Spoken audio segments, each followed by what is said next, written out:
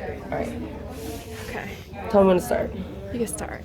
All right. So first, we're going to start off with the digestive system, and we have the parotid glands on the side, the masseter muscle, and the submandibular glands.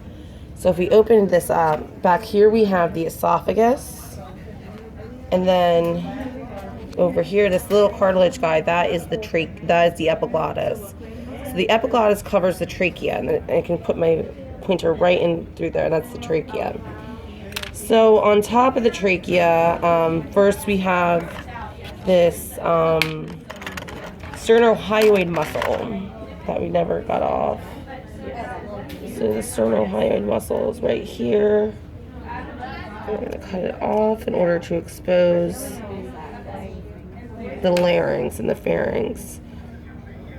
So that's the sternohyoid muscle. And it kind of continues. So on top, so here we have it. So on the top part is the pharynx, and then this bottom part is the larynx. And I won't ask anything too specific about that, just a general location. So the buccal cavity is the mouth, and then on the inside we have the hard palate. Back there we have the soft palate. So now if we're looking at the liver, so the liver has 5 lobes. So we have the left lateral lobe, the left medial lobe, the right medial lobe, the right lateral lobe, and then we gotta go all the way underneath, and this little lobe right here is the caudate lobe. So this tissue, this connective tissue that connects the liver to the stomach, that would be the lesser omentum. And then all this is the greater omentum, and it has a lot of fat on it, because this is where we keep our fat in a beer belly, is in the lesser omentum. So now we're all going to move on to the stomach. So if we get it in here into the stomach, this part right here that connects the stomach to the esophagus is the cardiac sphincter. So then we have the fundus of the stomach, which is this top part, and then we have the body of the stomach, which is down here. So did you guys open the stomach? No. Okay, well, if you open the stomach, you're going to see some rugae, so you guys need to do that. And then if we go all the way to the bottom of the stomach, right here, we have the pyloric sphincter. So the pyloric sphincter goes into the duodenum, which is this top part of the small intestines right here. This is the duodenum. And then pretty much anything else is going to be the jejunum. So anything else within here that connects is all the jejunum. So wait, what is this again? This is the greater omentum. That's gross. It's So, just the fat. yeah, on the so belly? this connective tissue in here, this is the mesentery. And it connects the jejunum together so we can have more surface area. So if we're looking, where did the stomach go? So Right up top, right? yeah, so go down here. This is all jejunum. I'm trying to find the end of the pathway. So got search, and down here, this is the ileum. The last part of the small intestines is the ileum. This right here is the ileocecal valve, and then this is the cecum. So the cecum goes into the ascending colon. I'm not going to be too specific. Like, you don't have to be too specific about it. We have the ascending colon, transverse colon goes across, and down we have the descending colon. And I'm not going to stick my probe down here, but if we do, we have the rectum down here, and then the external anal sphincter is right here.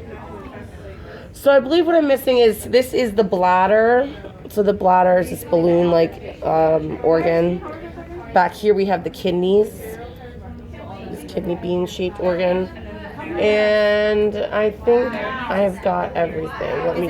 Then the kidney on the other side too, right? Oh, there's a kidney on the other side, yeah, but I mean, you can just point to one, it doesn't matter. And so this is the mesocolon, which connects the colon to the cavity. Here we have the spleen. This is the spleen. And then the pancreas is right here. This is the pancreas. This guy. It's the pancreas. So I think the last thing I missed, did we do gallbladder? Yeah. So the gallbladder is within the liver, and it's green. This is the gallbladder. And then it connects into duodenum through the common bile duct and the cystic ducts. So you don't have to know which one specifically it is, just know in general. And then the last thing is the lining that covers this outside is the parietal peritoneum, and then the lining that covers the organs is the visceral peritoneum. The end. So now we just have to cut the stomach open? Yeah, and then empty it, and then you can put all the contents in the bag. And what are we looking for in the stomach? The rugae. So it might not. I don't know how inflated your stomach is, but just try your best. Like you can cut part of this off, but you want to keep some of this so for the practical. You like this is your mentum. Would we have to like point to the rugae? You might. What is it? Okay. It's just what's lining the inside? Yeah, it's what makes your stomach expand and contract. So when it's smaller, you can see them more. When it's open, when it's big, you can't. So So like for that, we would just point to the inside of the stomach. yeah. Okay. Thank you. Mhm.